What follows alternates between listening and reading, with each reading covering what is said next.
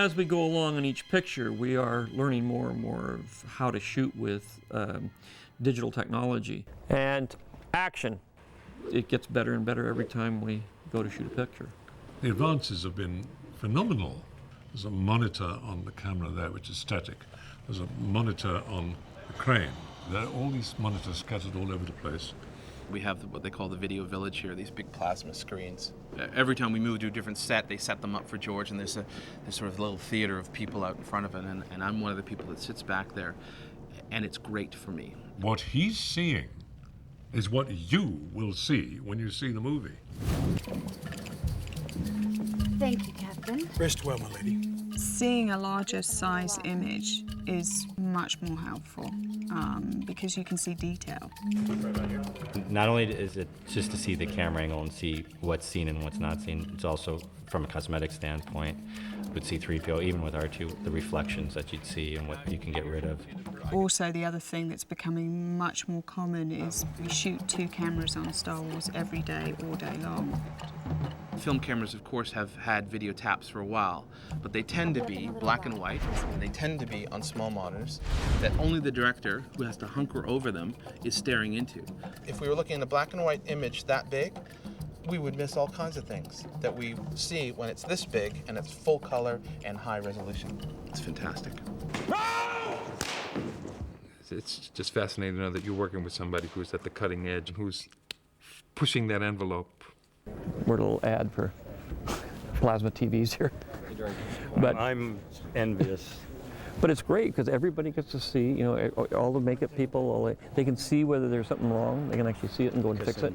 Every time we were looking at the screens, we could see all the imperfections, and we would fly up and, you know, as I say, sometimes get the scissors out, clip off, or a bit more product, and that's what it's all about. So, you want me to try the other camera in there? Okay, stand by. Video assist is a really cool job because you get to run around with a whole bunch of fun gear, and then we record the takes and we play them back and people analyze them. That was great. And it becomes a bit of an information management game.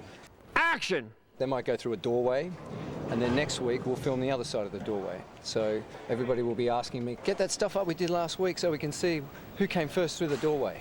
And I'll have to find the shot and get it up. Wrong door.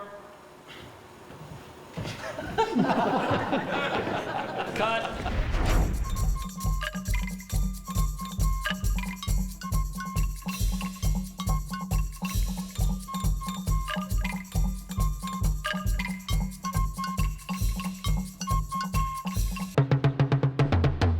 Personally, I don't like video assist. I've always felt that it was something that removes you from the actors and from the performances. But these monitors are so huge that when you're in anything close to even a medium shot, you can feel the actors. And so you can be on the other side of the stage and feel what's going on. Great. Cut. That said, it's been really interesting to see George in the crucial moments get out of Video Village and go over to the camera, because it was like he was tuning into what the actors were doing, because he knew that they needed that. And you go into this door right here. That door. That door, the red door. David? Oh, David Tat. Are you happy? In a way, working with film, you're shooting blind. So you're less likely to take extreme chances. But working with HD, when you can see pretty much what you're going to get, you can be much more accurate. So you can take more chances. You can, if you're going for a very high-key look or a very moody look, you can push it to the edge, right to the edge before you drop off. They'll always say, great, takes 2 seconds. Only in ILM do they say, no, that's too hard, we can't do it. I was about to say, I'm glad you said that, though. What we would normally do in a film movie, we'd shoot all day, and the next day at lunchtime, they would have the heads of the department meet in the theater, and you'd sort of eat your lunch in the dark and watch the dailies. That's what I've done on all other movies. With this, George can replay the stuff instantly on a nice big screen, and he can make a decision right there on whether he got the shot or not. That was a little tricky getting around there, wasn't it? We may have to go faster. We'll try one more right away. It's just much easier for the filmmaker to do his job. We can even cut the stuff on the set if we want to. And we have, so I could see whether a take was working or not. And then you can send it up to editorial, and they can cut it and do things literally in the same day. You don't have to wait while it gets back from the from the drugstore. So we're striking set so quickly the next day because we're not waiting for any kind of lab results. That the turnaround's very fast. Because of the great technology that's happening here, it does make the days, in terms of the workday, a little bit easier on everybody. So, yeah, there is a kind of calm here.